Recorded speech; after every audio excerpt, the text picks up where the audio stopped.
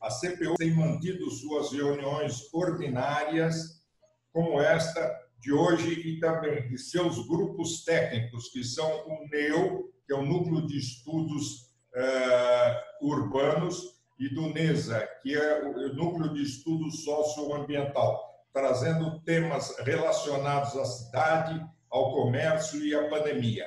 Atualmente estamos relacionando a cidade ao comércio e à pandemia.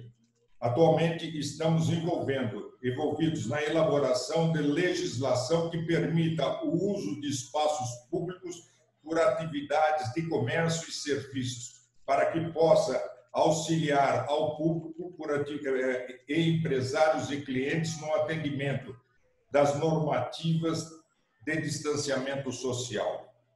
Isto são as principais atividades que a Associação Comercial vem elaborando ao longo de todo esse problema da pandemia e, particularmente, aquilo que a CPU vem fazendo. Larissa, por favor.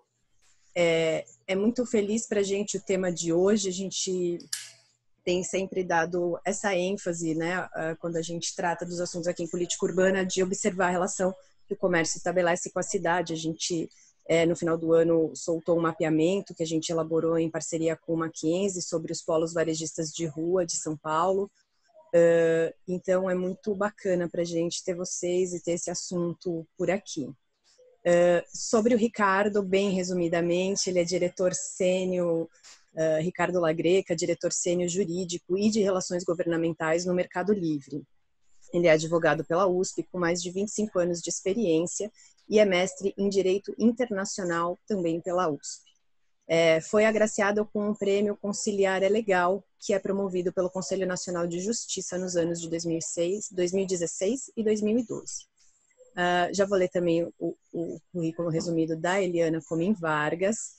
Ela é coordenadora do Labicom, Laboratório de Comércio e Cidade da FAUSP, é arquiteta e urbanista pela FAUSP, economista pela PUC e tem pós-doutorado em Genebra, na Academia Internacional de Meio Ambiente. Ela é professora titular da FAUSP e do curso de pós-graduação em Turismo e Lazer, também da USP. Entre outras publicações, ela é autora do livro Espaço Terciário, o Lugar, a Arquitetura e a Imagem do Comércio, da editora Senac, que é considerada uma das principais bibliografias na área de urbanismo ligada ao comércio. Então, muito obrigada pela presença de vocês dois, é um prazer tê-los aqui conosco. Então, acho que podemos passar a palavra para o Ricardo. Ok, bom dia. Vocês me escutam, né?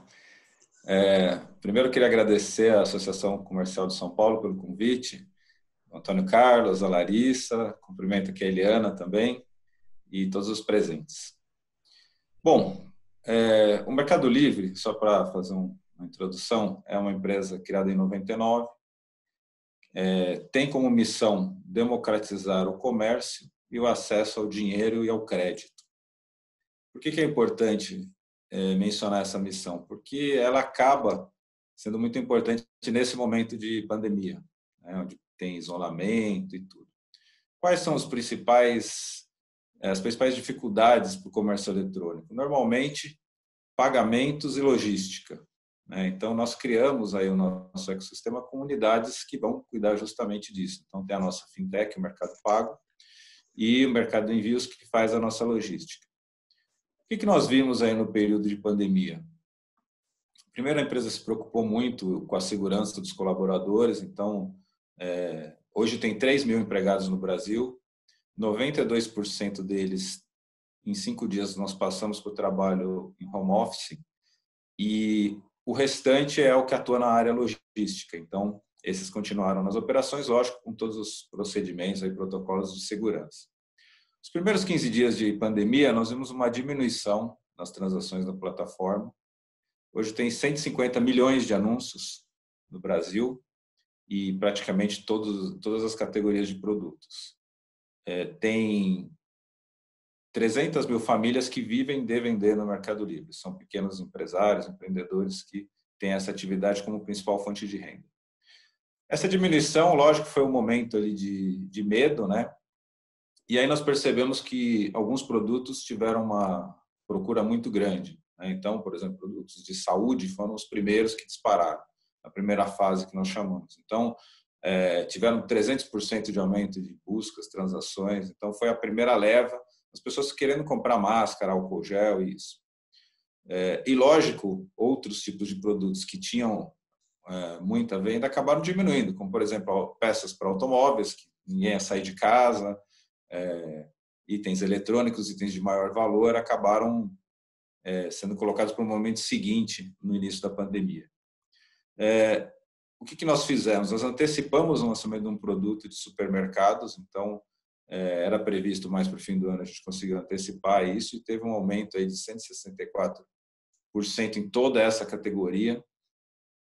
Foi uma frequência, inclusive, de compra muito maior. Então, com toda essa medida, nós acabamos ganhando 5 milhões de clientes novos, compradores novos, no período da pandemia.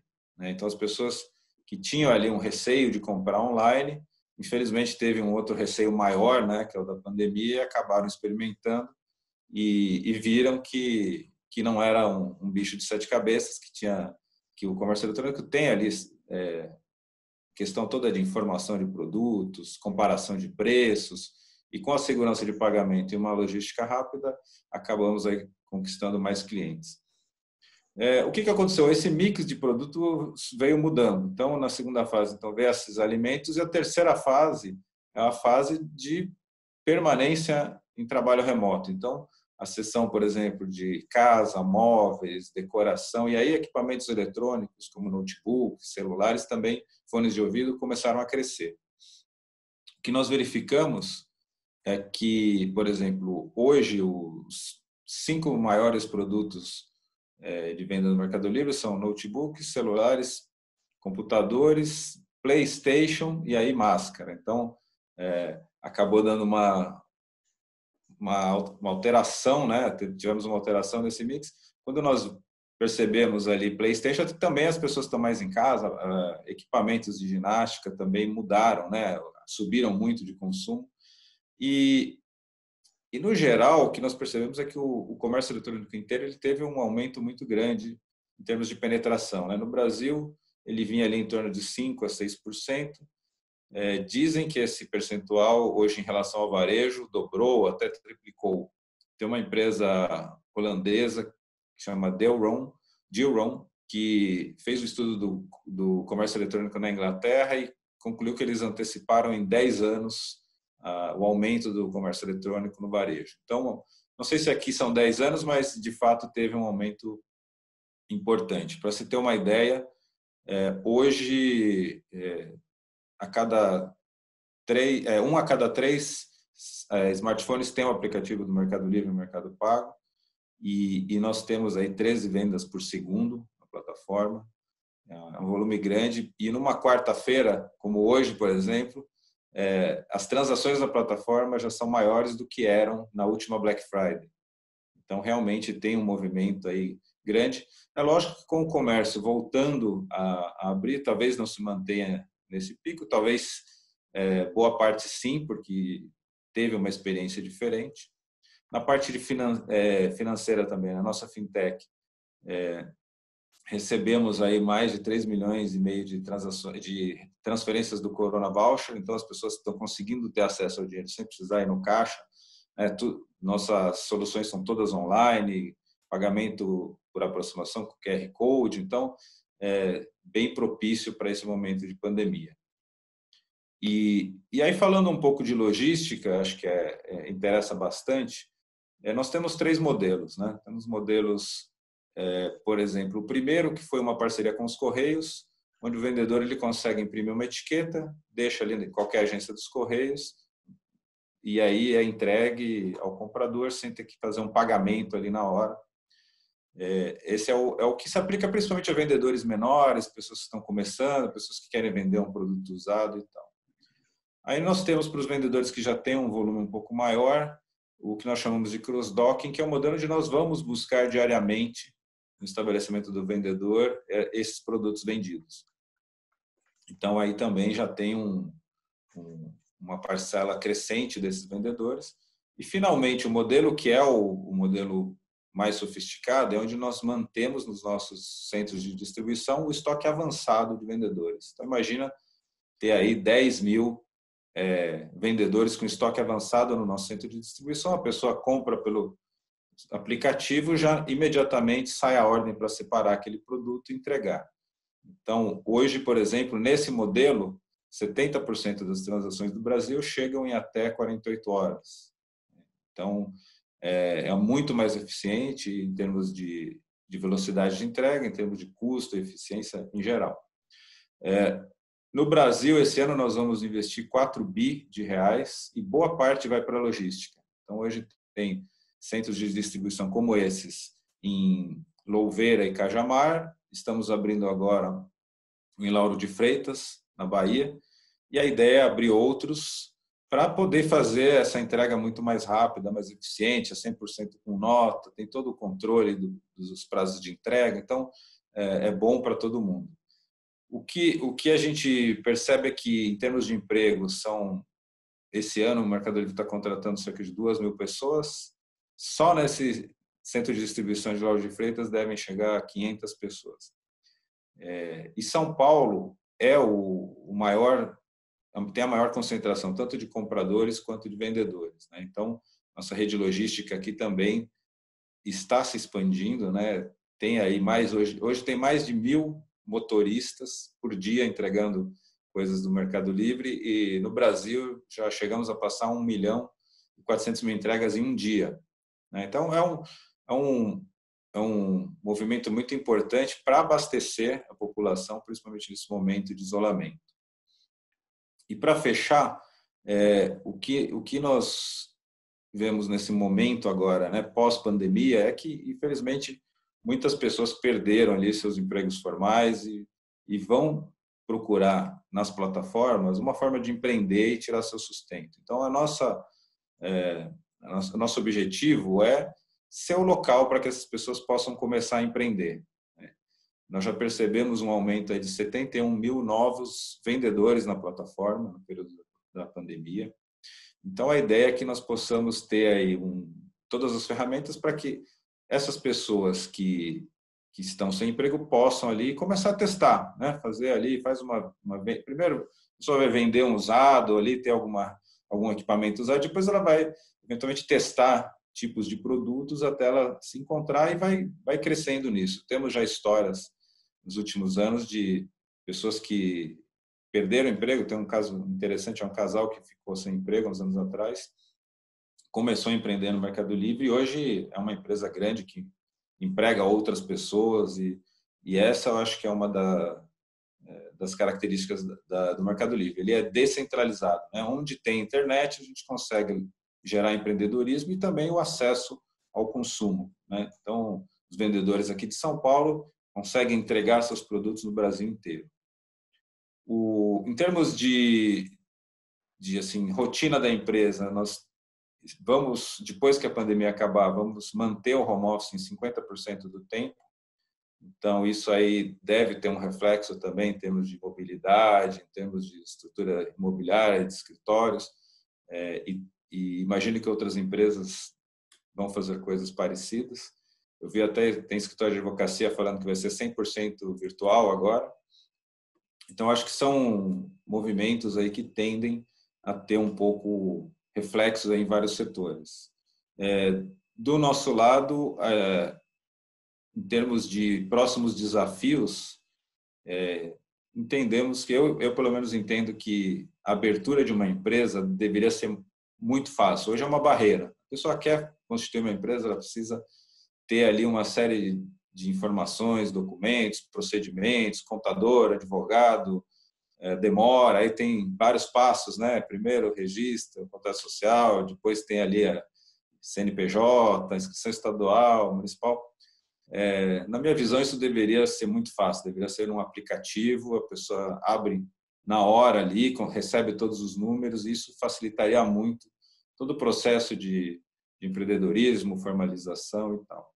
Hoje, para se ter uma ideia, no Mercado Pago, nós temos uma linha de crédito para empreendedores, são 600 milhões de reais com capital próprio, e os valores vão de R$1.000 a R$350 mil. A pessoa, com 2 cliques, ela formaliza esse financiamento, não precisa apresentar mais documento nenhum, nada.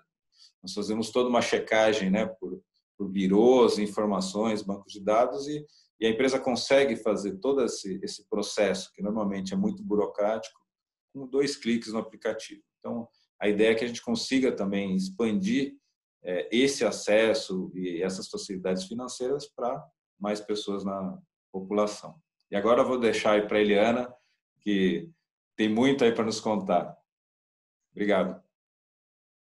Eu queria começar agradecendo o convite daí do Antônio, da Associação Comercial, do Antônio Carlos, da Larissa, e cumprimentar vários colegas que eu já vi que estão aí participando da live, inclusive o Ricardo, que é um prazer estar dividindo com ele esta fala.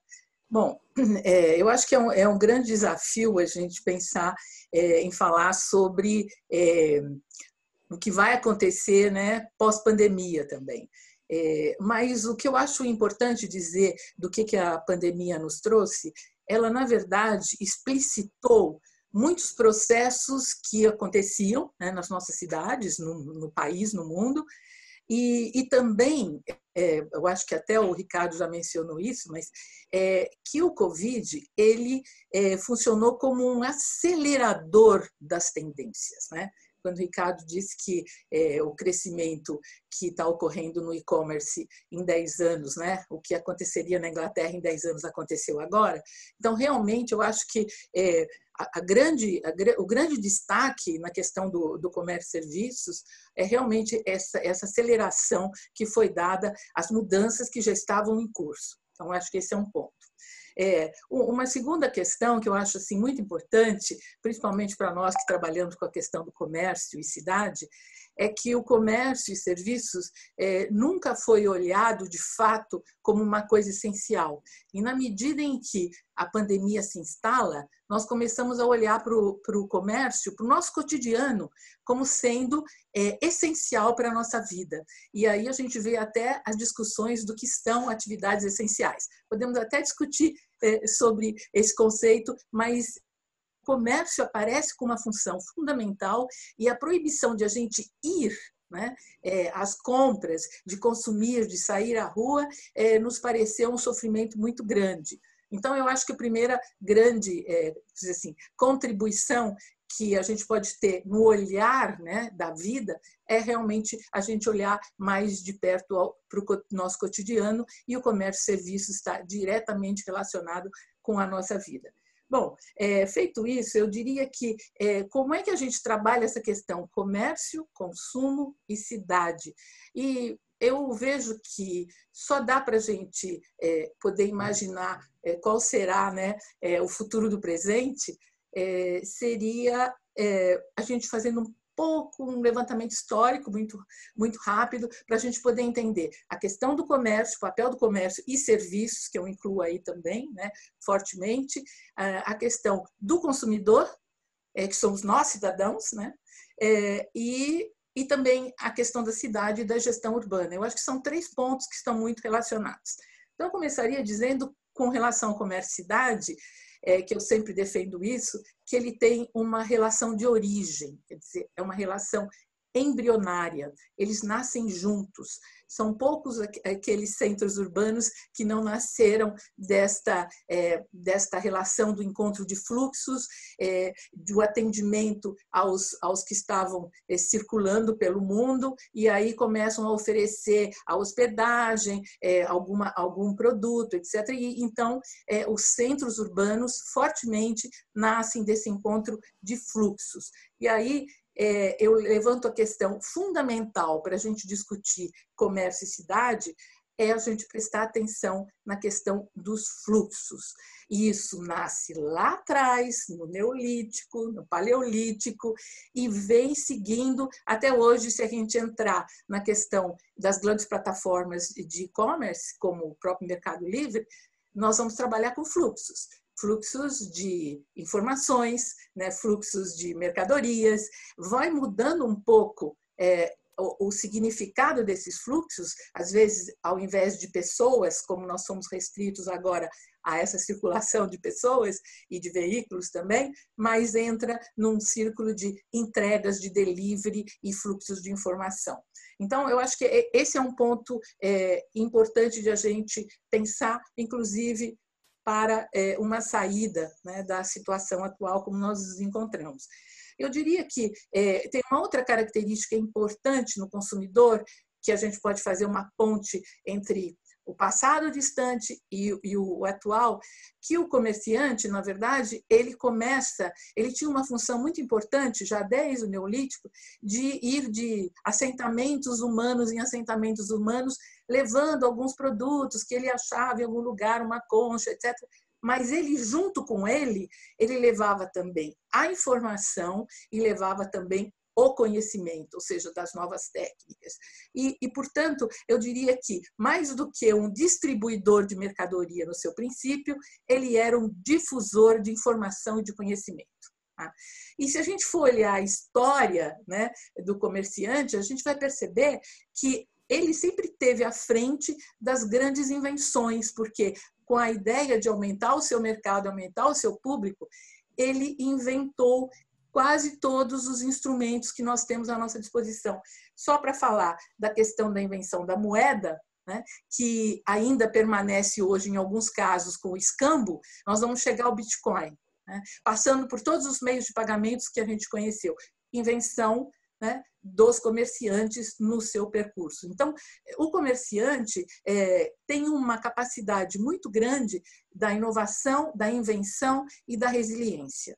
Mas isso não significa que tudo acontece ao mesmo tempo. Então, eu acho que a gente tem uma resistência muito grande às mudanças, então nós vamos ver que tem comerciantes que ainda trabalham num sistema bastante arcaico e que tem outros que estão na ponta, como hoje as grandes plataformas de e-commerce. Então, eu diria que hoje essas grandes plataformas, essa evolução, o comerciante aí envolvido, né, o prestador de serviço, o distribuidor de mercadorias, ele sai de uma condição de difusor de informação para um controlador da informação e do Big Data. Então, hoje, ele tem uma situação também importante, muito alterada via tecnologia, e todo esse momento mostra essa diferença, mas ele tem o domínio da informação e, com isso, ele consegue organizar da forma como o Ricardo mostrou, toda a distribuição de mercadorias. Então, o comerciante continua a ser este prestador de serviço de distribuição, de fazer chegar do produtor ao consumidor o produto e, inclusive, de fazer as relações entre os pequenos comerciantes, os grandes e o seu consumidor. Então, ele tem esta capacidade. Eu vou para citar um exemplo mais claro para nós, essas inovações que são feitas pelo comércio, a gente pode dizer que a compra por correspondência é uma pré-história do e-commerce, né? Com novas tecnologias. Se a gente for olhar todas as inovações feitas no setor varejista, desde que podem ser consideradas disruptivas, como a compra por correspondência também já foi considerada uma grande dimensão, nós teremos as lojas de departamento, nós teremos o self-service que revolucionou, né, a forma de a gente comprar, inclusive refeições, né? E também agora a questão do e-commerce, que o Covid promove uma aceleração e uma mudança nos nossos comportamentos com relação às novas tecnologias. Então, exposto, a gente pode dizer que o comerciante ele vai encontrar uma forma, ele é resiliente, ele está sempre atento a como atrair o consumidor, embora nós vamos continuar convivendo com as técnicas e tecnologias mais antigas e as atuais. Então, para você poder ir além e à frente, você terá que incorporar essas novas tecnologias. Tá? Então, esse é um ponto do comerciante. A outra questão, eu diria, é a questão do consumidor, né? Que a gente vê muito pouco ser falado com relação ao papel do consumidor. E eu diria que a gente pode até entender um pouco por que quando o comércio começou a abrir, houve aquela invasão de pessoas no shopping center, tentando entrar, tentando comprar. Então, o consumidor, por natureza, o ser humano, ele é um ser que consome. A diferença é que nós temos o consumo das atividades ou das compras dos produtos que são obrigatórios e necessários, daí até a relação que a gente pode fazer com a definição de essenciais, né? E aquelas que são feitas por prazer, as hedônicas, né? Ou seja, os antropólogos que trabalham com a cultura material chegaram a várias razões do porquê nós compramos e a gente pode dividi-las em duas categorias, as obrigatórias e as hedônicas. Então, assim como o próprio Ricardo mencionou, o tipo, né, de compras que foram sendo realizadas e crescendo no e-commerce, no momento, a gente vai perceber que eram compras necessárias. Então, a questão da alimentação, ela tem um boom, mas também das máscaras, que estão relacionadas à saúde, à vida, à sobrevivência. Então, o primeiro momento é esse. E, inclusive, no segundo momento, como ele levantou, a sobrevivência, inclusive do ponto de vista das relações familiares e do emprego à distância, que são necessárias, que foram os equipamentos necessários a essas lives, a essas comunicações que nós todos fomos obrigados a assumir, né, violentamente, assim como não somente na compra, mas também nós como professores tivemos que enfrentar esse desafio do ensino à distância, e aí vamos também entrar na questão da saúde à distância e tudo que for remoto e possível, a gente vai começar a trabalhar nessa direção. Então, essas compras obrigatórias, das quais nós fomos impedidos de ir às ruas, elas foram resolvidas e cresceram muito pelo lado do e-commerce. As compras, vamos dizer assim, hedônicas, aquelas que a gente vai para o prazer, comprar, ou para se divertir, ou para fazer uma compra especial, essas compras nós fomos impedidos de fazer. E por isso que dá para explicar que quando há uma pequena abertura, saímos todos e queremos nos encontrar, isso dá até para justificar de uma certa forma, ou melhor, explicar sem justificar os jovens todos saindo, se encontrando, indo nos bares, a questão da prática e a busca do prazer. Isso é muito, muito natural, não é um prazer só no divertimento, mas também, se a gente fosse entrar nas necessidades básicas, a gente ia ver que o reconhecimento social, a realização profissional, faz com que a gente vá ao encontro, vá comprar, e acho que, inclusive, um pouco de a gente ter a oportunidade de estar mais no mundo através das lives, até justifica essa proliferação de lives que a gente tem visto no momento da pandemia, seja na área profissional, seja também na questão do divertimento e lazer. Então, a gente precisa entender essas duas diferenças e o que, de fato, vai fazer com que a gente vá à cidade novamente. Eu vejo que, e aí agora, entrando um pouco, né, na questão das cidades, aliás, um pouco antes disso, eu poderia dizer, inclusive, que nós vamos experimentar algumas mudanças, já estamos experimentando. Então, por exemplo, a minha visão é que as ruas especializadas, elas tenderão, no futuro, a diminuírem a sua expressão. Por quê? Porque a maior parte dos produtos especializados hoje podem ser comprados via e-commerce. Isso já estava acontecendo e pode acontecer ainda mais, porque são produtos padronizados e que você tem uma entrega e você então não precisa se deslocar na cidade para fazer essas compras. Então, essa característica de ruas especializadas, que nós aqui em São Paulo temos mais de 60, eu percebo que ela pode ter uma diminuição. Então, as coisas que estiverem ligadas à obrigação de você fazer, você vai querer economizar tempo nas coisas obrigatórias para gastar tempo nas coisas prazerosas, né? Então, eu acho que é essa diferença e é por aí que eu acho que o comércio caminha. Aquilo que for mais obrigatório vai ter um apelo maior do e-commerce, e aqueles que têm um prazer hedônico terão uma relação mais presencial. Acho que isto é muito importante de a gente ver, porque eu vejo que é por aí que a vitalidade das cidades, né, os encontros podem ser reforçados e que o comércio, então, tem que trabalhar com essa atratividade, com esse chamariz, né, das pessoas para as compras que lhe deem prazer, muito mais do que com as compras obrigatórias. Não que também não exista prazer nas compras obrigatórias, mas fortemente a questão da cidade e a questão do hedônico é muito importante. E aí a gente começa a entender um pouco por que as pessoas ficam querendo sair nas cidades, querendo que abram os locais onde você pode ter prazer, inclusive as academias, porque as academias são serviços que dão prazer, os salões de beleza, são coisas muito hedônicas e a pressão em cima, os jogos de futebol, e aí toda uma atividade lúdica onde o comércio e os serviços trabalham juntos. Né? Então, e aí eu diria que, já encaminhando para o final, né? Como é que fica a questão da cidade? E aí eu retomo a questão dos fluxos. Né?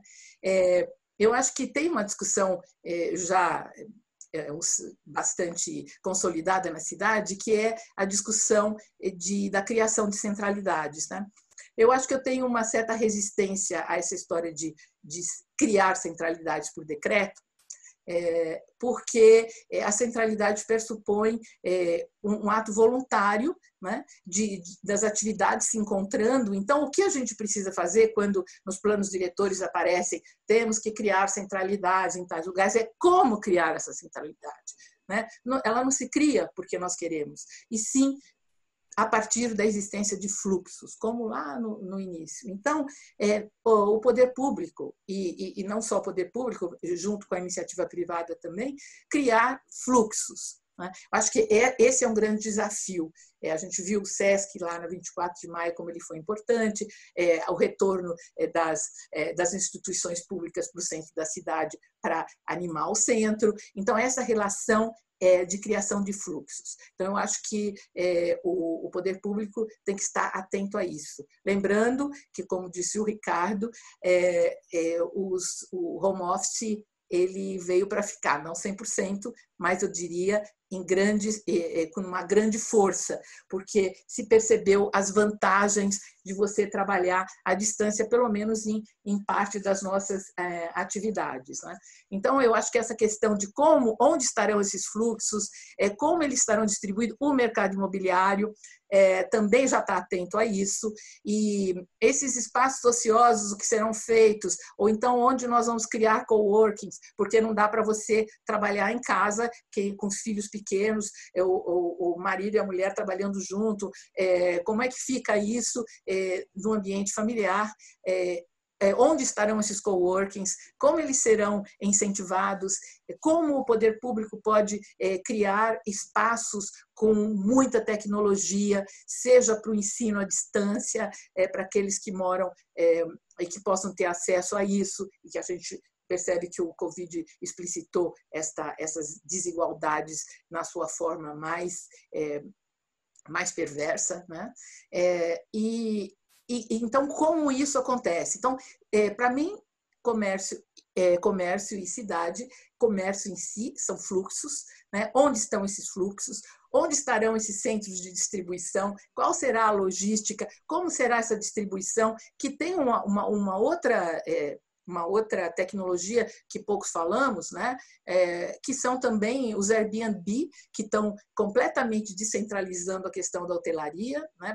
Principalmente para os negócios, para as coisas que a gente tem que ter um custo mais baixo também, e está distribuído na cidade inteira, e que até está sendo utilizado agora nesse momento, mais do que a hotelaria, que tem sofrido muito com o Covid. Como ficarão as circulações? Como é que será a uberização, né, do mundo, vamos dizer assim, sem a gente falar ainda, que para nós talvez seja uma coisa não tão próxima, que é a questão dos carros autônomos, dos drones que vão ser utilizados nas entregas. Então, há uma mudança fabulosa na cidade que está por vir e que o Covid acelerou e que nós vamos ter que enfrentar, e aí as políticas públicas têm que estar muito atentas a isso e tem que ter, e aí só para fechar, o que o Ricardo mostra é como eles têm controles desses dados, né?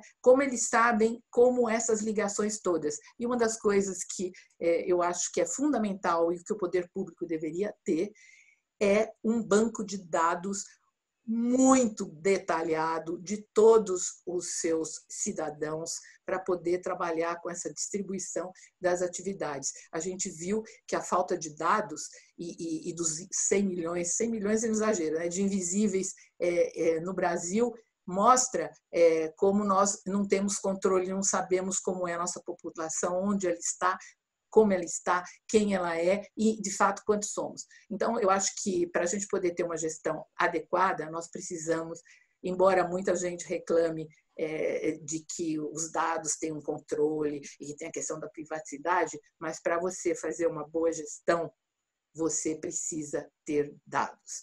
Então, eu encerro a minha fala aqui, deixando essa questão para a gente refletir.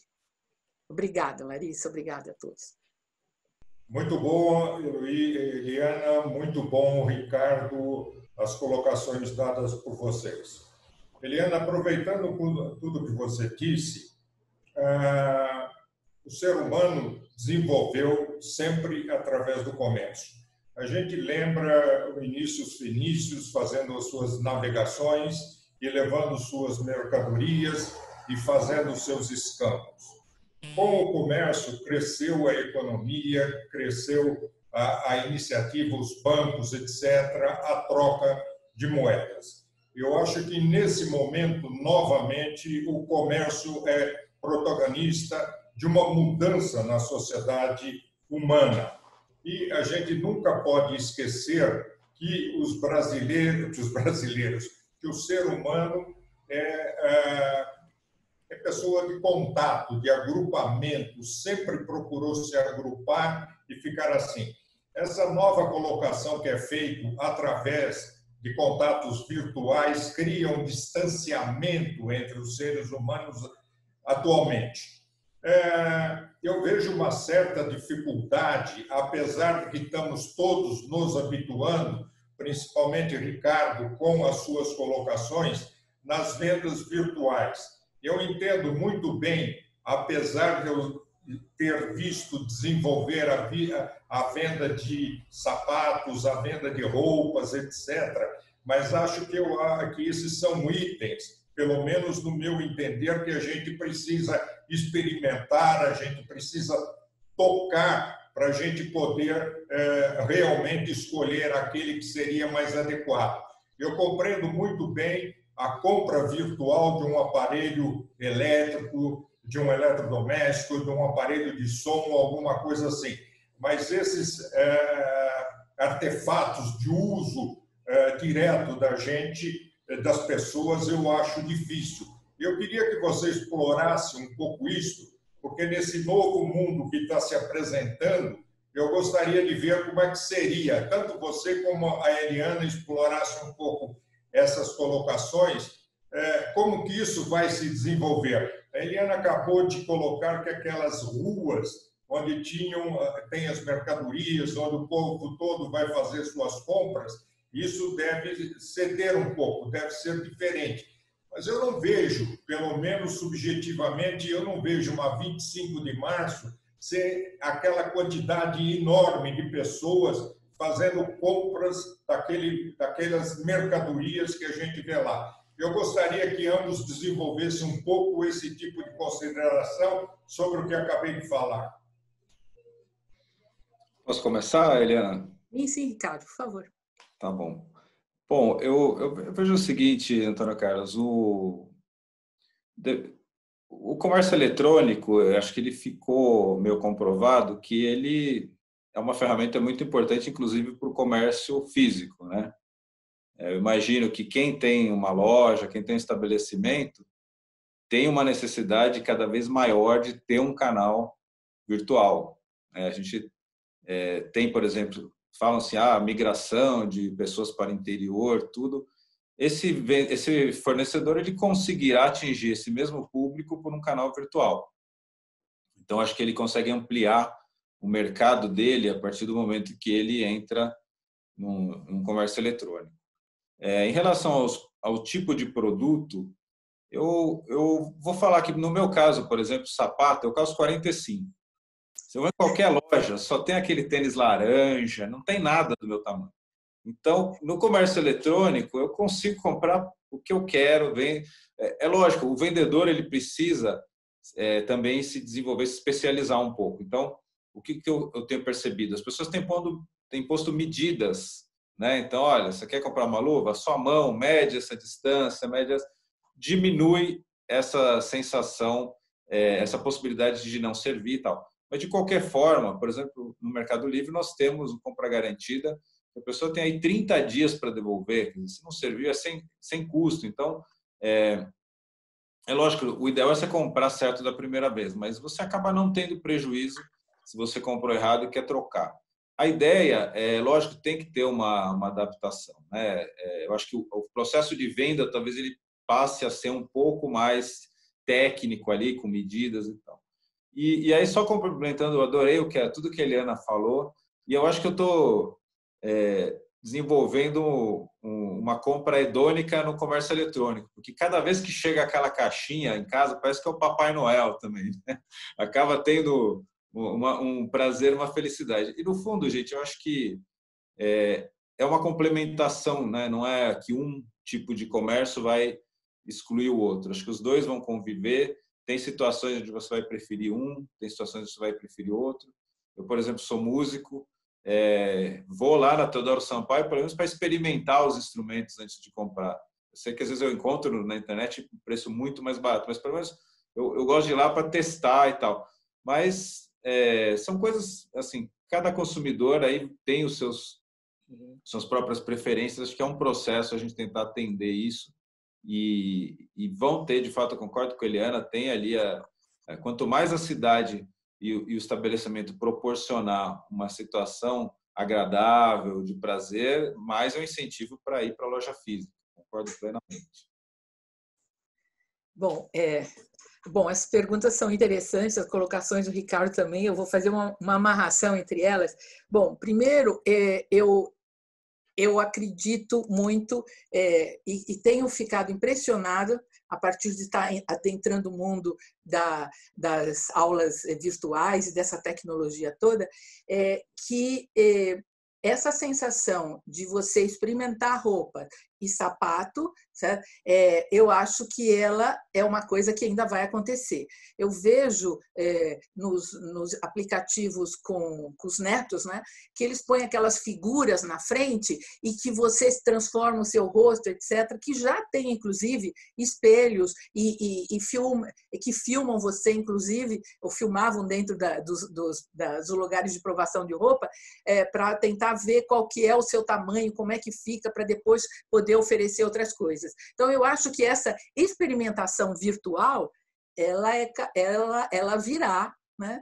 Claramente para fazer com que você, por exemplo, vista um óculos ou uma roupa e você perceba como ela está em você para você poder fazer a compra. Eu não duvido disso, mas e eu acho que vai haver pessoas que vão comprar coisas. Eu acho que a Larissa é uma dessas que compra tudo pela internet, né? Então, eu acho que tem gente que compra, sim, produtos pela internet. Acho que essa colocação que o Ricardo falou de tamanho, ela é importante e o e-commerce ele acaba atendendo todos esses consumidores que tinham uma certa dificuldade em acessar, não só pela característica do produto, mas pela sua raridade, né? Se antigamente até instrumentos musicais, alguns elementos que tinham junto, que precisavam ser importados, que demoravam para chegar, etc. Hoje você consegue fazer uma compra muito mais rápida, inclusive instrumentos cirúrgicos e tudo que for mais sofisticado através do e-commerce. Então, eu acho que tem esta importância muito grande e eu acho que a tecnologia sempre vai nos surpreender. Com relação a 25 de março, eu não considero uma área especializada, né? Eu considero um local de compras comparadas, né? Onde você encontra muita variedade de coisas a uns preços fabulosos, né? Então, ela é comparada, mas, ao mesmo tempo, ela oferece uma série de vantagens. E eu acho que toda a dinâmica da 25 e essa concentração de pessoas, incluindo, inclusive, os ambulantes, ela trabalha com a experiência do contato, de você descobrir coisas diferentes, de você encontrar. Então, essa pesquisa de busca, pelo que você busca por uma coisa que você não sabe o que você quer e, de repente, você encontra, eu acho que isso está muito relacionado à questão da experiência, né, que o Ricardo também mostrou, e isso, para mim, é forte e ele continua. Né? O que eu digo são aquelas lojas, por exemplo, só ferramentas, em que você pode especificar e que elas já estão vendendo online, né? Na Florêncio de Abreu, por exemplo, mas que a tendência é que o online seja mais forte e a concentração de pessoas nessas áreas diminua com o tempo.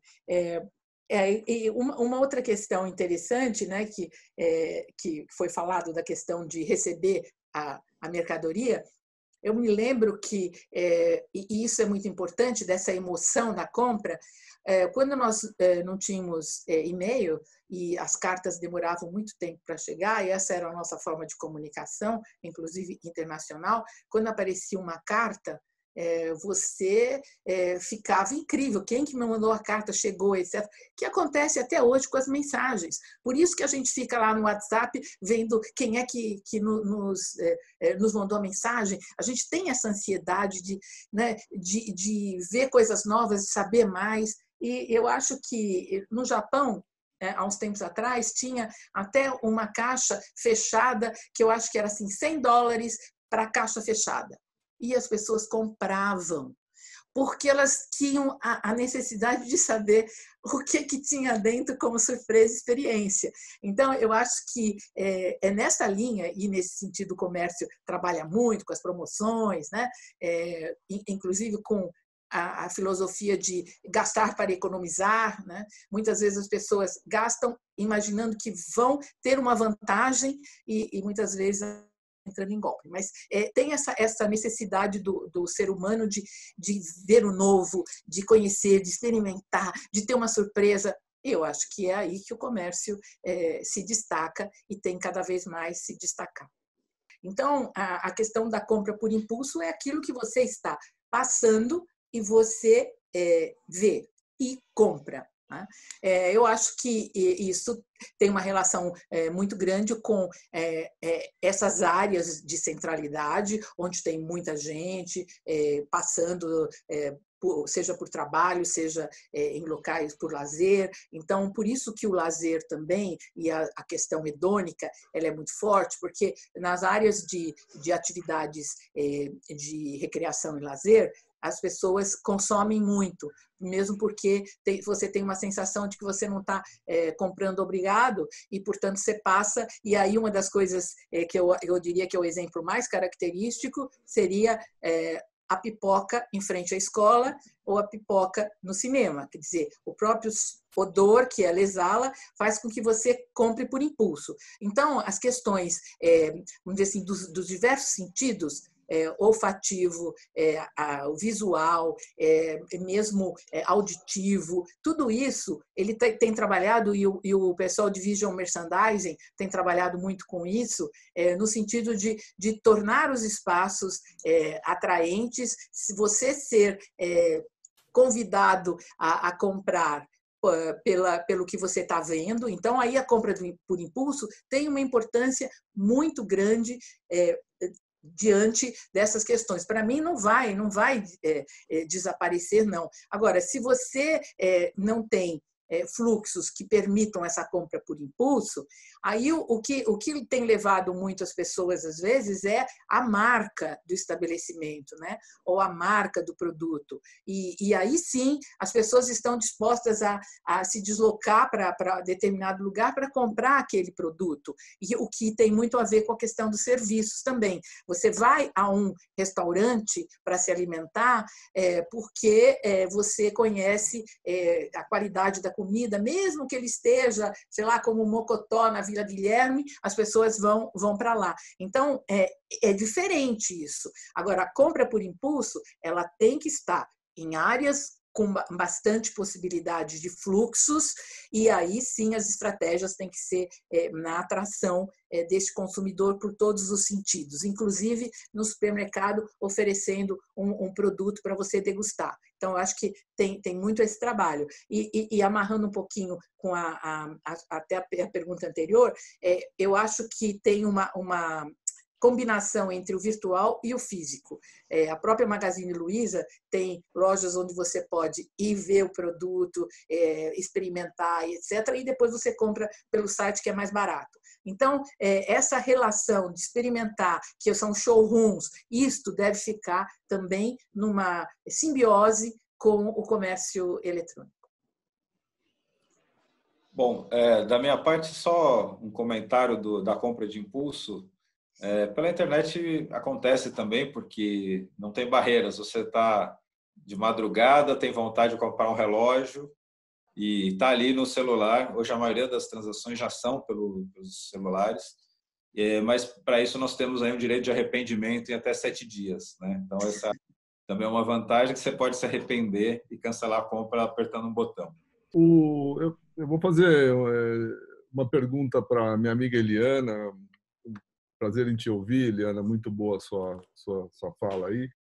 E duas para o Ricardo. As 3 perguntas, elas têm a ver um pouco com a questão de economia urbana, que acho que é um tema que a gente acaba explorando pouco no estudo do urbanismo, né? E que na prática afeta muito das decisões, e eu tenho discutido isso bastante com o Domingos, que está assistindo aí também. A gente precisava dar mais ênfase, porque a economia urbana é um tema pouco explorado no Brasil. Bom, eu queria saber da Eliana o seguinte: dado que vocês falaram que o comércio eletrônico vai tomar um pedaço do comércio presencial, né, e que a alternativa para o comércio presencial seriam as experiências, né, que a gente chama aí das experiências, de você ter o prazer de comprar, a pergunta é como remunerar uma pessoa que tem uma loja para oferecer experiências, tá certo? Porque ela precisa pagar aluguel, ou isso vai, de alguma forma, também desvalorizar o aluguel, enfim, porque se ela vai vender menos, ela precisa ter algum outro tipo de receita ou ter um custo menor. E as perguntas para o Ricardo, a primeira é light, e a segunda é um pouco chata, mas eu vou fazer. A primeira, em relação aos custos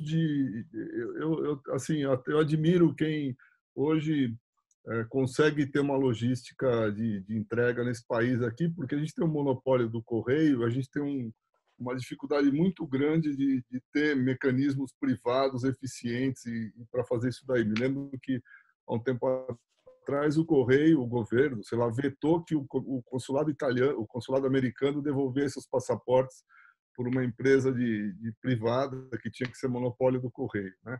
Então, eu queria saber de vocês as questões de custo dessa entrega. Então, por exemplo, o Marcel fez uma pergunta excelente, né? O custo para entregar um produto dentro de uma favela, ele é maior do que para entregar um produto num bairro tranquilo do lado do centro de distribuição de vocês? O custo para entregar um produto em Panorama, na divisa do estado, tá certo? Ele é diferente de entregar um produto perto do centro de distribuição? E a última pergunta: o Flávio Rocha teve na Associação Comercial num debate junto com o Sintra a respeito da reforma tributária e fez duras críticas e citou inclusive o Mercado Livre especificamente, porque, segundo ele, nós precisamos ter a reforma tributária e precisamos ter o imposto sobre as transações, porque os deliveries hoje não pagam imposto. Então, ele usou palavras até muito pesadas para dizer que a informalidade se usa do comércio eletrônico para sonegar imposto. E a gente precisa do imposto para custear um Estado que atenda às necessidades sociais das pessoas. Então, eu queria saber qual a sua visão em relação a isso, se essas mudanças, né, que a gente reconhece que são reais de comércio presencial para comércio eletrônico, se elas também terão que contemplar mudanças na estrutura tributária. Prazer em vê-lo. Essa questão de quem paga essa loja por experiência, eu vou dizer que eu dividiria em duas categorias, né? Primeiro é aquela loja que vende produtos gerais, né? Como o comerciante que sempre vende artigos que ele não produziu, ou seja, ele pega da indústria, leva para a loja e vende. Então, principalmente naquelas compras que estão mais relacionadas ao impulso, né? O vestuário é uma delas, mas acho que os eletrônicos também começam a ser. O lojista, ele pode sim criar um ambiente de experiência para vender esses produtos. Então, não seria só para uma experiência, seria para que as pessoas vão lá, se sintam bem, gostem de ir naquela loja e aí acabam comprando. Essa é uma categoria. A outra categoria que trabalha mais com a questão da marca, ou seja, as lojas conceituais hoje, como aconteceu na Oscar Freire, você tem uma marca, que na verdade é um industrial, certo? Que coloca uma loja para veicular e fixar a marca dos seus produtos. Então, ela não necessariamente está querendo, e normalmente produtos mais caros, ela não está vendendo ali na loja. E a Oscar Freire tem muitas lojas ali que são lojas de reforço da marca. Então, você passa, olha, aquilo fica no seu imaginário, é como se fosse uma propaganda subliminar. Então, você adquire isso e com o tempo, você sempre que você pensar em comprar, você vai lembrar na marca. Então, esta loja é uma loja direto, vamos dizer assim, do produtor, onde a experiência ali ela está relacionada à fixação e a fortalecer o seu desejo pela marca. Então, são duas situações diferentes, mas uma tem a ver diretamente com o produtor e outra com o comerciante. Então, eu acho que essa é uma... E eu concordo com você, eu só vou pegar um ganchinho aí, na questão da economia urbana. Eu acho que no Brasil nós não fixamos, né, a ideia, se estudou muito economia regional e hoje se estuda economia política, mas a questão da economia urbana pensada desta forma, né, de ver como é que são as relações, elas ficaram meio abandonadas. E eu diria que numa das suas perguntas aí que você fez ao Ricardo, de quanto custa isso, os economistas urbanos, né, lá atrás, inclusive o Crisales não era economista, mas o Losch era, trabalhando com a localização desses centros, tinham o que se chama de distância econômica, ou seja, quanto custa você se deslocar. E por isso que, em alguns casos, os produtos chegam mais caros. E que é a questão do tempo. Eu acho que tem um outro elemento aí eu até jogo para o Ricardo lá, a pergunta, a questão do tempo, porque para eles contam hoje a quantidade de acessos, né? Por minuto, por segundo. Então, o tempo que as pessoas querem gastar menos e o tempo de deslocamento, o tempo de entrega, se o Mercado Livre não traz no dia seguinte, a gente acha que ele já não está cumprindo com a sua tarefa. Então, a gente está cada vez mais, a disputa que a gente percebe, estante virtual e as outras que estão entrando no mercado, o tempo de entrega. Então, eu acho que a questão da distância econômica, ela nos ajuda ainda e muito para discutir um pouco essa questão até do preço. Bom, Ricardo, Eliana, obrigado aí, já até me ajudou na resposta, mas obrigado pelas perguntas, viu, Ricardo? Falando da questão de custos, né? Lembrando, nossa decisão de investir numa rede logística própria foi até impulsionada pelos próprios Correios, né, que em alguns anos vieram aumentando os custos, chegou até 50% de aumento em 2018. E nós acreditamos no uso da tecnologia, né? Então, como que funciona? Existe um software que ele seleciona ali, entre origem e destino de determinada entrega, qual a melhor forma e mais barata e mais eficiente. Então, por exemplo, pode ser que numa favela eu tenha entrega por moto, por bicicleta, transportadora, e com base nessa tecnologia nós conseguimos fazer um uso mais eficiente das várias formas disponíveis. Hoje nós usamos até aviões para entregar. Então, nesse mix todo, o que nós estamos conseguindo, hoje o nosso custo é menor que o dos Correios, por exemplo, para fazer uma entrega. Então, a ideia é cada vez mais agregar outras formas e com essa tecnologia e fazendo um uso mais eficiente para também não perder de prazo a questão do tempo de entrega. Então, é um mix aí de tempo e custo, mas que com essa plataforma que nós utilizamos internamente desenvolvida, ela acaba tendo aí um ganho de eficiência no tempo e não é necessariamente mais cara a entrega numa comunidade do que num centro ali de São Paulo. Depende muito de onde vem o destino, depende do tipo de utilização para esse transporte. Em relação à parte da reforma tributária, é um ponto bem importante também, a questão da formalização, né? Hoje, tudo que está na nossa rede, seja no cross-docking ou no próprio fulfillment, que é aquele onde nós temos o armazém, é 100% com emissão de nota, 100% formalizado e tudo. Hoje, os Correios têm um regime onde eles não exigem nota fiscal e tem uma parcela dos vendedores que não precisa, né, emitir nota fiscal, pessoas físicas e tal. Qual que é o nosso movimento? Cada mês nós estamos aumentando o número de pessoas formalizadas e que estão migrando para esse modelo. Então, chega a ter 70 mil novos vendedores formalizados por mês, porque para nós também é mais interessante estar na nossa rede logística, a experiência melhor. Esse vendedor ele vai também ter um ganho, porque ele, estando no nosso modelo, ele gera uma experiência melhor de compra, ele tem uma exposição maior e ele vende muito mais. Então, esse é um movimento crescente, mês a mês nós temos feito isso. E lógico, a gente precisa também diminuir um pouco as barreiras de entrada na formalização. Hoje, infelizmente, por exemplo, no São Paulo, a junta comercial ficou 2 meses fechada, agora está funcionando por agendamento e malote. Se você puder abrir uma filial, abrir uma empresa por um aplicativo e sem custo, uma coisa muito mais automática, você vai ter um impulso para essa formalização. Hoje é uma grande barreira. O que nós entendemos é que a gente tem, sim, o interesse de ter a maioria das pessoas formalizadas, mas a gente não pode também criar uma barreira para o empreendedorismo. E por fim, a respeito da proposta da reforma tributária, a responsabilidade das plataformas, parece um pouco equivocado você transferir essa responsabilidade para a plataforma.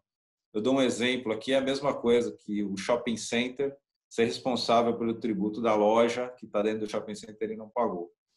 Então, a gente consegue colaborar, eu consigo dar todas as informações para o fisco, a gente consegue identificar quem realmente tem um volume de venda e eventualmente não declarou menor.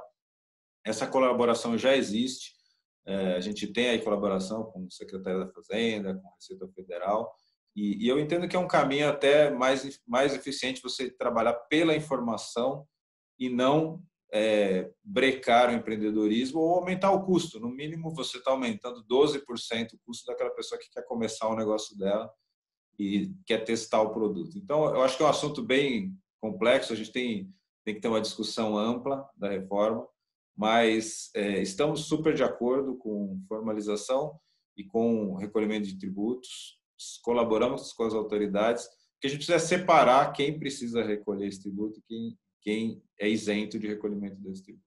Tá, então vou começar com a pergunta do Fernando.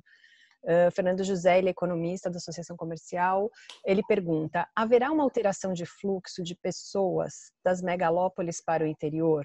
Os empresários das empresas de micro, pequeno e médio porte, com isso, perderão o mercado consumidor?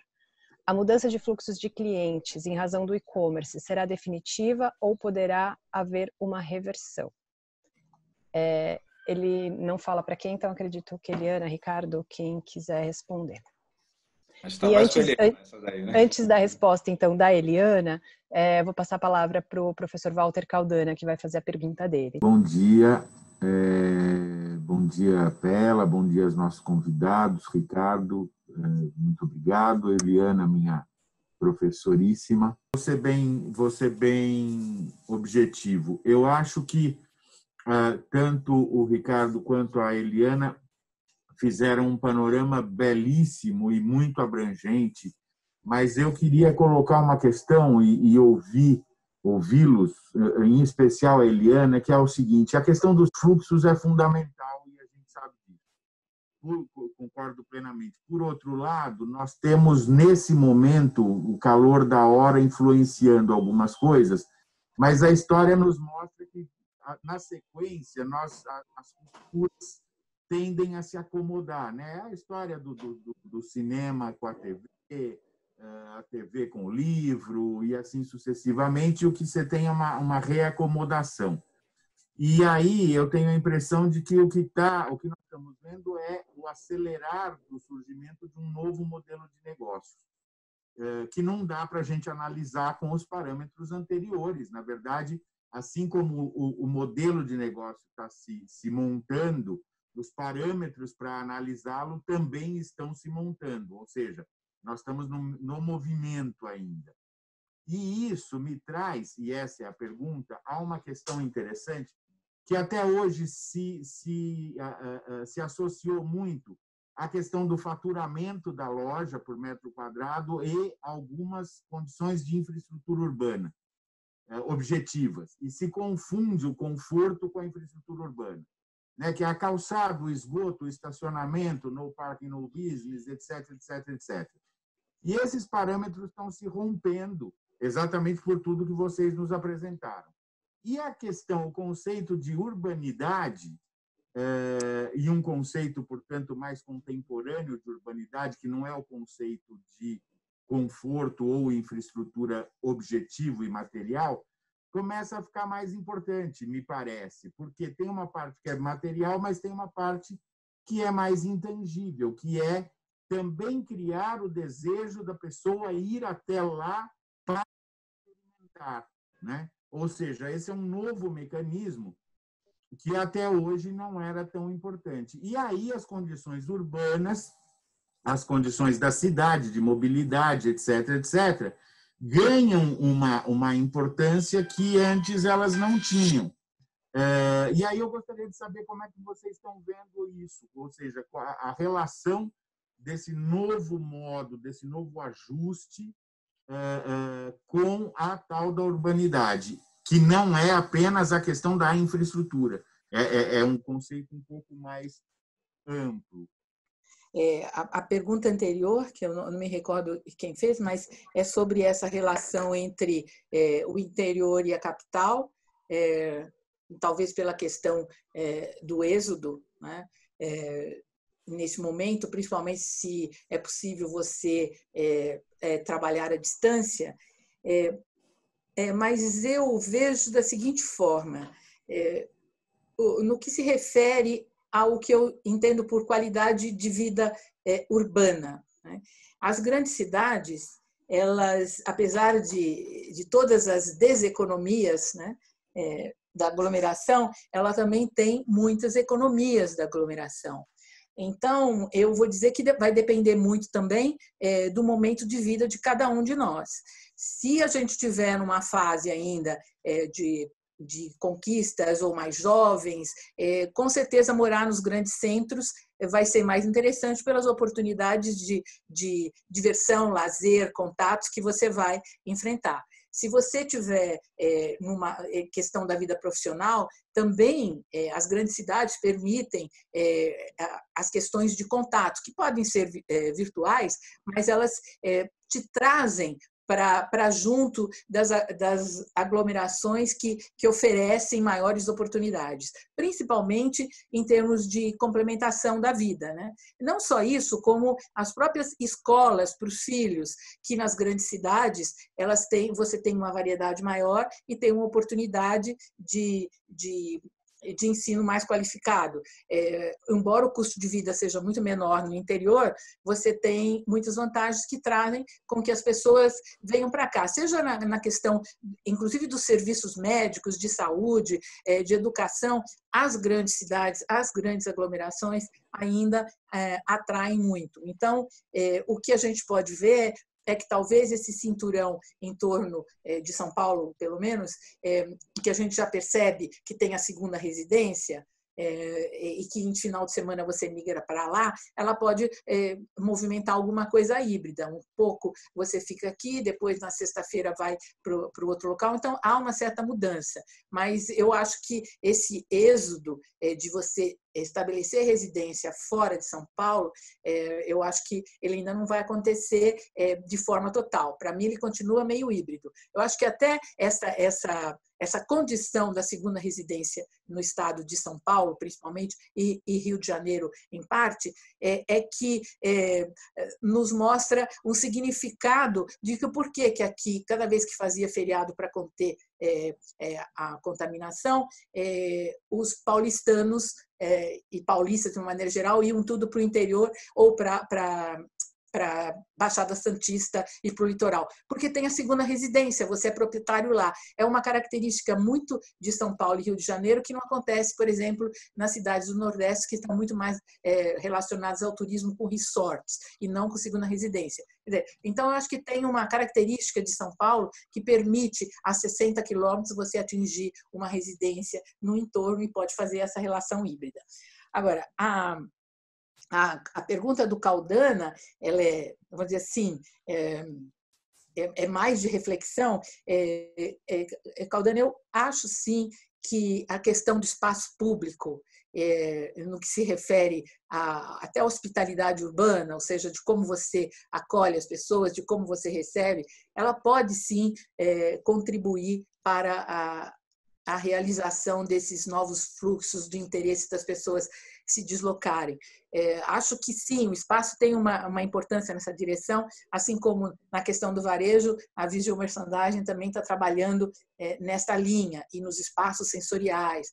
Mas eu ainda acredito muito que a oferta de atividade, da experiência, do que fazer, ela ainda se destaca. Então, se você fizer um evento, como tem ocorrido em São Paulo e nas grandes cidades, aquilo atrai as pessoas para aquele local. A gente viu todos esses eventos de rua que agora estão proibidos, como isso é importante. E não só a arte, as possibilidades de as pessoas se encontrarem com as feiras que são feitas na cidade. Quer dizer, ter atividade é fundamental para as pessoas terem experiência. Então, eu vejo que cada vez mais, seja na vida urbana e principalmente no turismo, e eu diria o turismo urbano, na verdade, nas grandes cidades a gente tem o turismo urbano, ou seja, nós, cidadãos, agimos como turistas nas nossas cidades.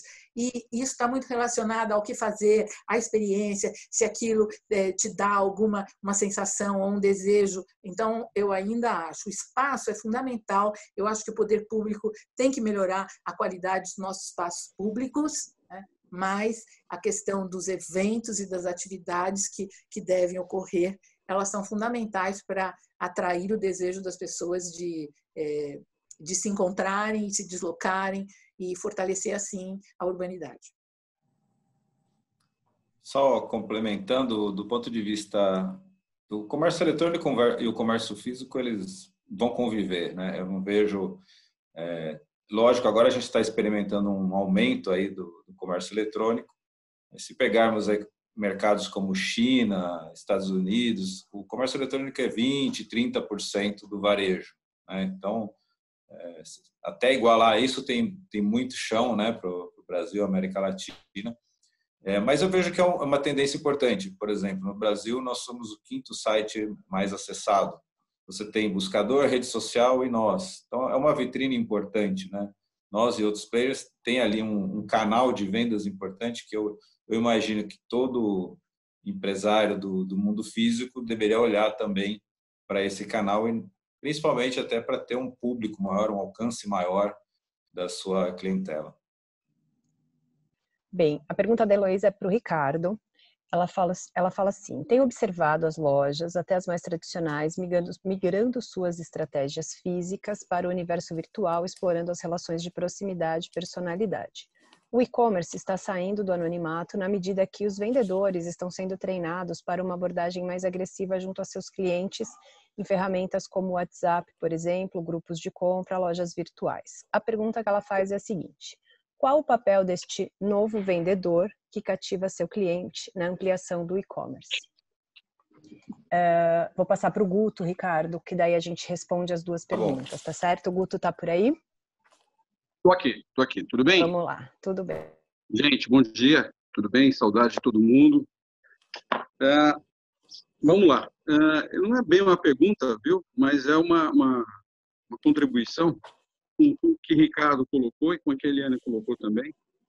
E é um contraponto em cima do que o Ricardo, não sei de onde que é agora, que ele falou no começo, a respeito da parte de logística. Uma boa parte de vocês sabem, eu trabalho no comércio com uma loja de materiais de construção, tá? A loja é tradicional aqui em São Paulo, e a gente verifica que a baixa renda, a periferia, e aonde eu estou aqui na região de Santo Amaro, a baixa renda, o público de baixa renda e a periferia, eles, parece que nesse período de pandemia, de isolamento, eles não pararam, muito pelo contrário, o movimento ali foi bem interessante. E está interessante. Relativo à entrega em favela, em comunidades, eu prefiro chamar de comunidades, né? Não é problemático, não tem problema, não. Eu vou dizer para você que o problema maior, que acho que o Ricardo, Mercado Livre, deve confirmar comigo, é os Correios, ultimamente, que tem atrasado mais do que ninguém. Só vou fazer uma propaganda do Ricardo aqui. Ricardo, tá vendo? Eu também vendo pela minha loja material, mas não todos os materiais pelo Mercado Livre. Eu vendo algumas coisas específicas da minha loja, que eu também tenho e-commerce, vendo pelo e-commerce.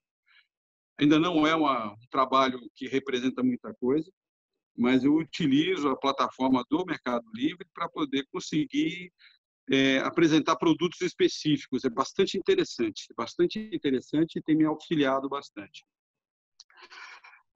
Quanto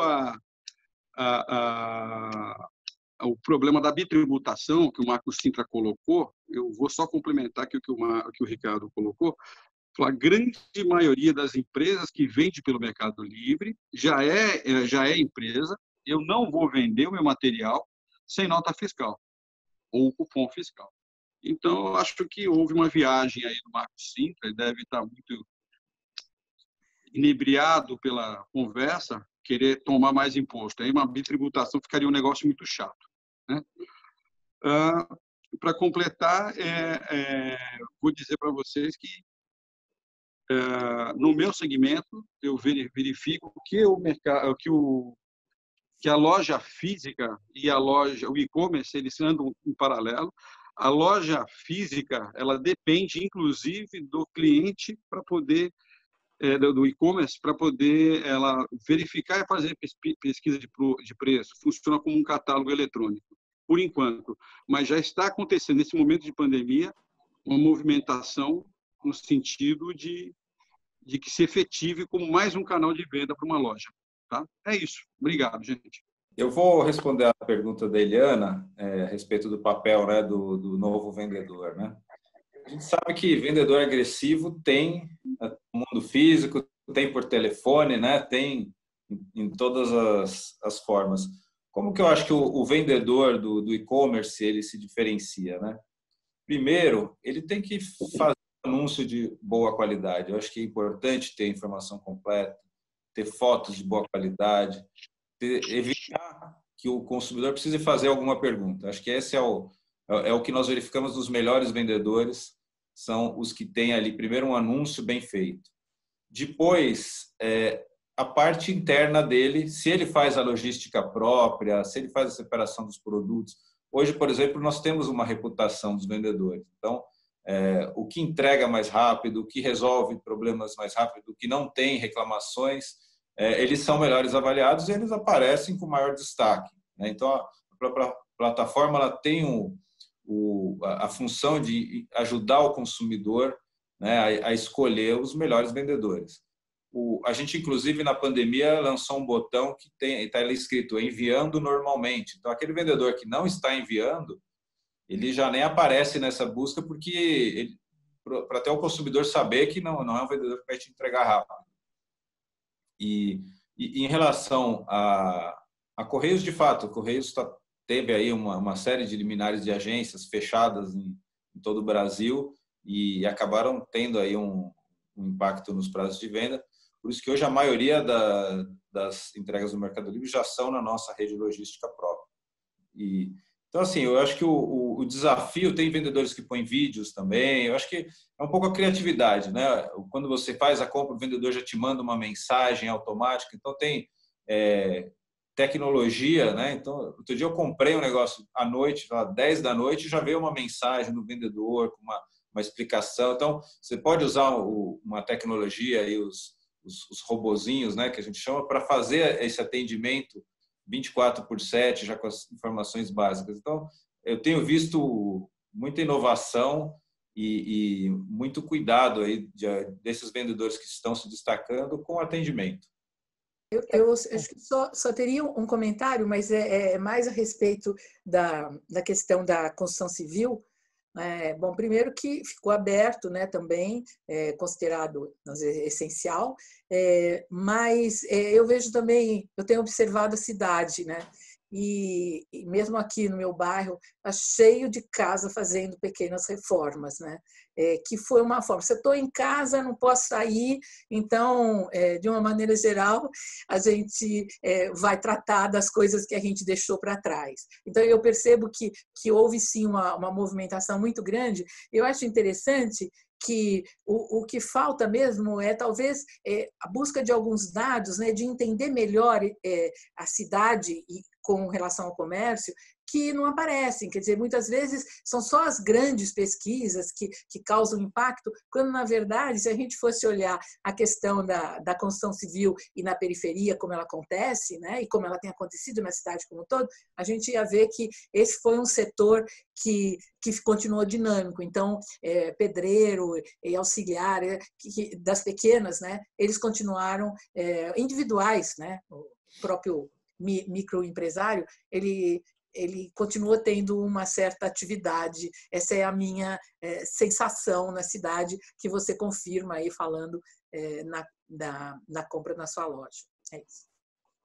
Então, minha pergunta, acredito que talvez mais para a Eliana, mas se o Ricardo quiser comentar, é como é que ela vê a questão de shopping center versus o varejo que está na rua, né? Será que há uma tendência as pessoas preferirem, ao consumir presencialmente, estar em comércios que estejam na rua do que dentro de grandes caixas como shopping centers? Então, essa é a minha pergunta. Vou passar a palavra para o Teru fazer a pergunta dele. Eu quero parabenizar a brilhante exposição do Ricardo Lagreca e Eliana Comim Vargas. Realmente foi bastante esclarecedor. Mas, no caso do e-commerce, vocês acham que pessoas que compram por mercado assim virtual, eles acreditam, eles confiam nisso? Porque eu, por exemplo, eu tenho alguma dúvida ainda da credibilidade e da confiabilidade no e-commerce. Tá certo? Agora, uma outra coisa, não sei se vocês podem responder isso aí. Nessa pandemia, nesse isolamento social, tem muita empresa que já está fazendo home office. Você acha que daqui para frente o home office vai vingar para muitas empresas? É isso que eu queria saber só. Obrigado. Essa questão entre o shopping center e os estabelecimentos comerciais de rua passa por uma questão de espaço público e espaço privado. Eu acho que os shopping centers eles têm a capacidade de controlar, né, o funcionamento, a entrada, o uso, o abre e fecha. Eles têm um controle muito grande por uma administração centralizada, de que as lojas têm que abrir em tal horário e aí só vai abrir se for nesse horário. Então, eu acho que existe sim uma facilidade maior de controle no que se refere à pandemia nos shopping centers. Agora, com relação e inclusive de segurança, né? De quem for ao shopping vai estar mais protegido se ele quiser alguma coisa fundamental para comprar, porque ele não vai ter, agora que está mais liberado, mas ele não vai ter o cinema, ele não vai ter os locais de brincadeira para as crianças, e não vai ter também a praça de alimentação, etc. Então, o interesse hedônico, que sempre foi uma das características do shopping center, transformar o seu prazer, a sua compra numa recreação, ela perde um pouco sentido nesse momento. Tá? Então, mas eles têm capacidade de controle. Na rua, eu diria que, pelo tamanho das lojas, que são menores, pela forma como as mercadorias são expostas, você tem menos espaço de circulação, então você tem mais dificuldade de controle, inclusive das pessoas, como é que você faz isso, fica mais limitado este controle. Então, eu acho que é mais fácil o controle dos shopping centers e, portanto, a rua fica um local onde as pessoas vão com mais facilidade, porque dá até para burlar algumas regras, né? Porque são mais pessoas, não tem controle de acesso, como a gente tem visto na cidade. Então, eu acho que, neste momento, é mais fácil as coisas acontecerem no comércio de rua do que no shopping center. Tá? Esse é um ponto. Com relação à confiança no e-commerce, eu diria que eu acho que ela vai na mesma direção da confiança que nós sempre tivemos nos comerciantes. Né? Tem alguns comerciantes que a gente conhece, que são tradicionais e que a gente sempre comprou, em que você vai para comprar e se você esqueceu a carteira, tudo bem, não tem problema, quer dizer, ou que você sabe que se você não gostar do produto, você vai trocar. Então, é uma questão de confiança, né, clara, que também acontece com o e-commerce. Então, se você perguntar hoje quais são as marcas, eu mesmo falo, que site que você comprou? Quer dizer, se você tem um site que você confia, né, nos grandes, né, como o Mercado Livre, a gente sabe que ele vai devolver o dinheiro se você não receber, ele vai trocar se você precisar, ele vai entregar no tempo. Então, logicamente que isso vai fazendo com que as pessoas vão ficando mais confortáveis e vão se colocando de forma mais confortável na compra. Agora, logicamente que a questão do problema de insegurança com entrada nos aplicativos, os golpes que são possíveis, as compras que você faz e que tem problemas, né? Tudo isso depende, como sempre, das tecnologias que você usa e da confiança que você vai ter no site que você vai entrar. Então, eu acho que a gente já está aprendendo mais com isso e com o tempo, a mesma desconfiança que teríamos de alguns novos comerciantes é a mesma que ela acontece no e-commerce, sendo que as transações eletrônicas, elas sim nos dão um certo receio por causa dos golpes. Mas lembrando que os golpes também acontecem no presencial. Então, eu acho que passa por aí, para a gente, a fixação das marcas e a confiança e aquele consumidor fiel que faz com que você escolha os sites com os quais você tem certeza que vai estar seguro. Eu acho que é isso. Faltou mais. Bom, complementando, a questão da confiança é crucial para nós, né? Então, toda a parte de pagamentos, por exemplo, do mercado pago, é autorizado pelo Banco Central, nós somos uma instituição de pagamento. Todo o dinheiro de terceiros que circula no Mercado Livre fica 100% custodiado numa conta no Banco Central, ou seja, é altamente regulado. Toda a parte de proteção de dados, nós investimos muito para nos adequarmos à Lei Geral de Proteção de Dados. A parte logística também. Então, até convido o senhor Teru a fazer uma experiência. A Larissa tem o meu número pessoal, se tiver qualquer problema, pode me ligar. Mas eu só faço a recomendação. Pesquise bem o anúncio. O vendedor, olhe se ele tem a reputação boa, verde. E não tem problema. Se der alguma coisa errada, a empresa em 30 dias devolve o dinheiro, até 30 dias para reclamar e devolve o dinheiro bem rápido.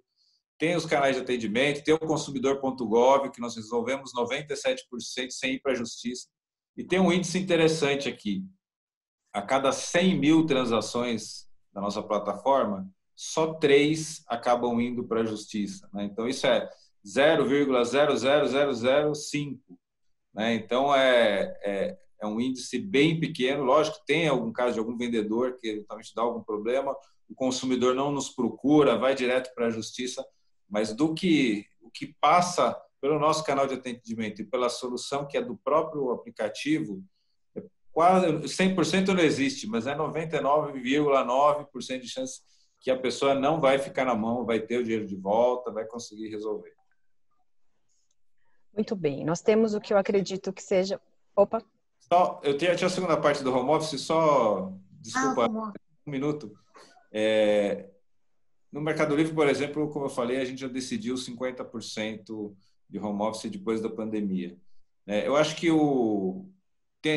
tem coisas muito boas do home office, e olha que a gente está num home office que não é ideal, né? Não tem escola, não tem prestador de serviços, é uma situação meio atípica. Mas é muito bom para a parte, por exemplo, de concentração, para organização.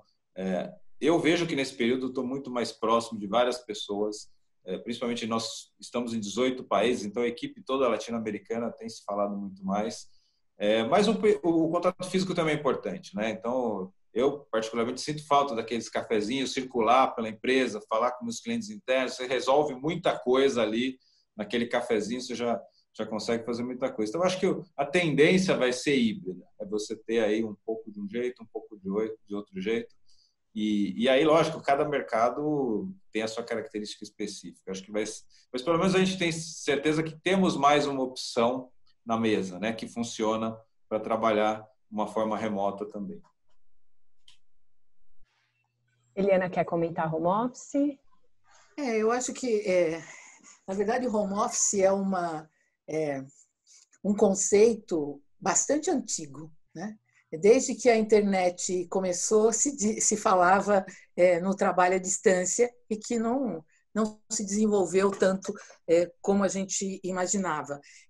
Houve, sim, algum impacto na questão da diminuição das viagens, etc., mas agora, cada vez mais, ele já estava indo, né? Como eu disse, o Covid é um acelerador, agora ou é online ou é online. Então, a gente precisa realmente repensar isso. Havia uma questão que eu acho interessante, que era da questão de como eu vou controlar os meus trabalhadores à distância, né?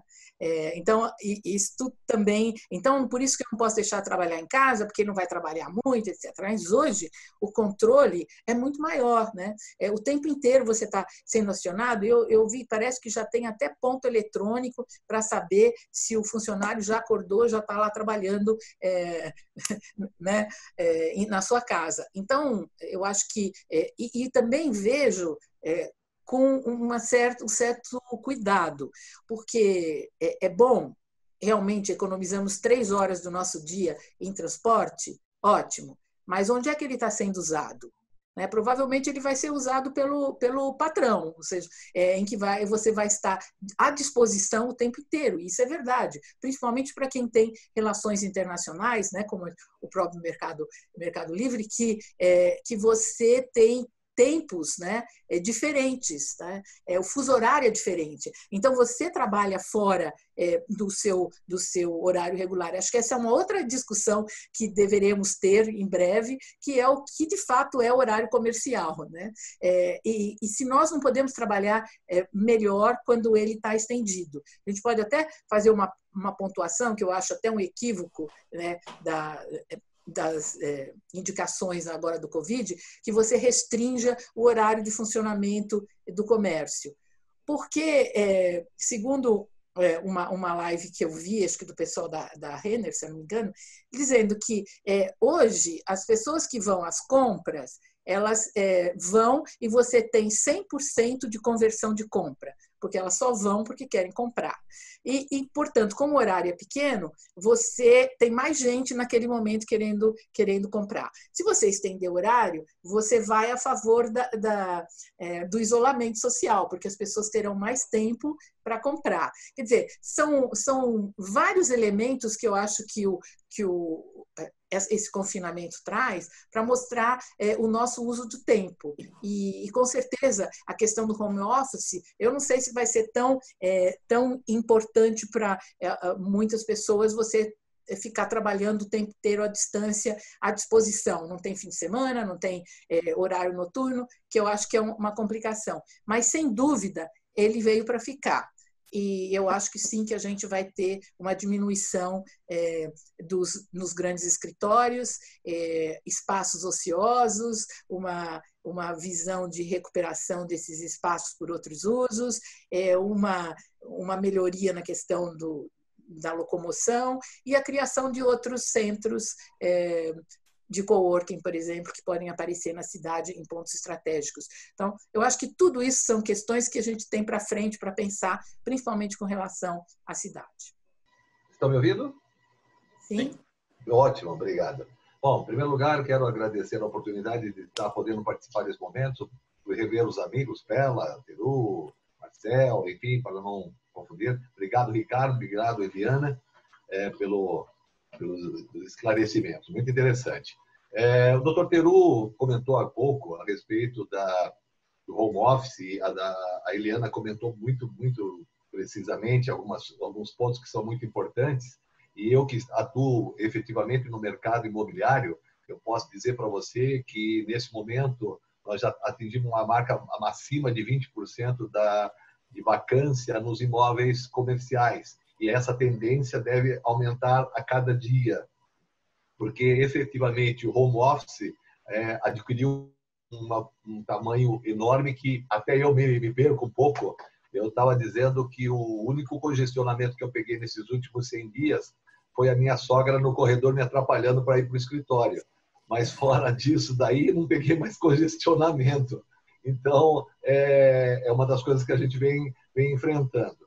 Por outro lado, o meu amigo e ex-superintendente da Associação Comercial, Guto, comentou a respeito também do comércio periférico. Nós temos, efetivamente, aqui na nossa região da Zona Sul, uma região com mais de 4 milhões de habitantes, um comércio extremamente forte. Quando nós falamos de Interlagos para lá, a divisa até com o litoral, vamos dizer assim, depois Parelheiros, Colônia, que é a nossa região, um comércio extremamente forte, mas muito informal e que ainda não atua nesse mercado de e-commerce.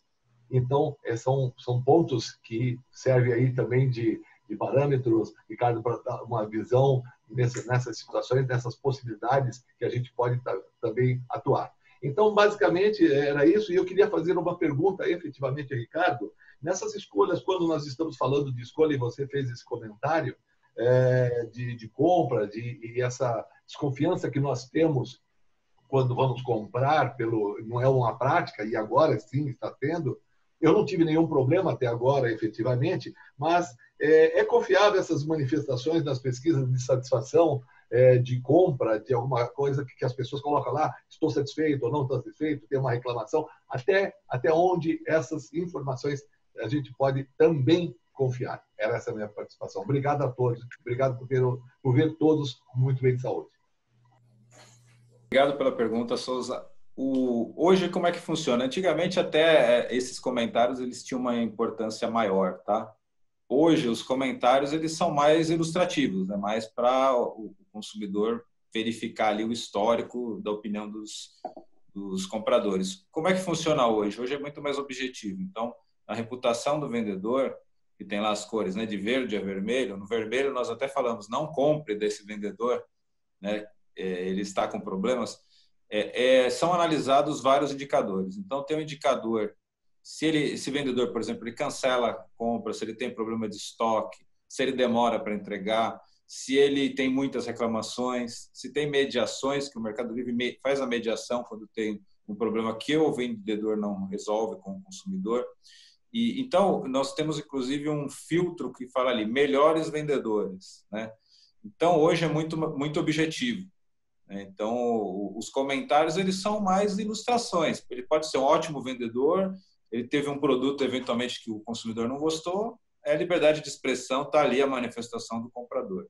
Mas o critério é bem objetivo e esses filtros, inclusive de melhores vendedores, são para realmente garantir que aquele vendedor, no histórico dele e na performance medida pelo aplicativo, ele vem muito bem.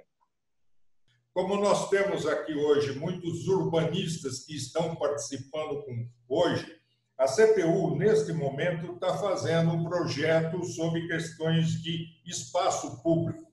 Está trabalhando em lei junto com a prefeitura, está trabalhando junto com outros parceiros importantes para desenvolver esse projeto de espaços públicos. A Larissa citou que ela tem uma vontade enorme de tomar um chopinho e de tomar um vinhozinho e trocar uma conversa com outros parceiros, outros companheiros de maneira presencial.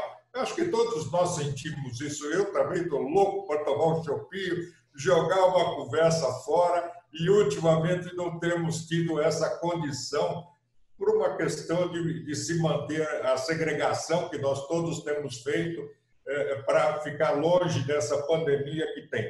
Portanto, eu estou fazendo a divulgação desse projeto e a Larissa está à disposição de todos para expor e até peço a divulgação porque isso depende de legislação da prefeitura.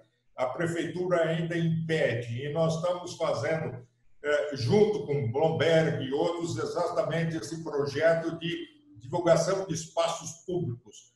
As nossas distritais, o Souza deve lembrar que nós já pedimos a ele a citação de ruas para a gente desenvolver em cada local para que a gente possa tentar fazer esse espaço público um local seguro e que todos tenham a possibilidade de sair da pandemia de uma forma tranquila e não ficar muito atingido.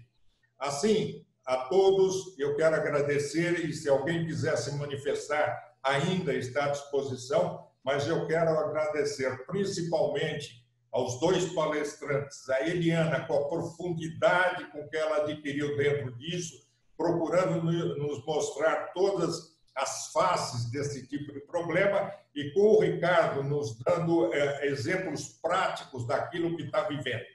Portanto, agradeço a todos. Peço também licença, já aproveitando em público aqui, a Eliana e ao Ricardo, nós costumamos editar estas nossas reuniões e depois publicar. Se nós temos autorização dos dois para que a gente possa fazer isto, editar. Depois podem trocar uma ideia com a Larissa, como isso é feito para que a gente possa fazer isto com toda tranquilidade. Mas agradeço, sensibilizado a presença de todos, e colocamos a Associação Comercial de São Paulo e o Conselho de Política Urbana à disposição de todos, hoje e sempre, para o bem do nosso município e o bem de todos nós, que é aquilo que a gente busca, bem do empreendedor, bem dos consumidores e bem de tudo isso. Muito obrigado pela presença de todos e se alguém quiser falar alguma coisa, quando fizer alguma colocação, está à disposição. Caso contrário, muito obrigado por terem participado de mais esta nossa reunião virtual. Um abraço a todos e um bom dia, e vamos sair dessa pandemia aqui. Muito obrigado.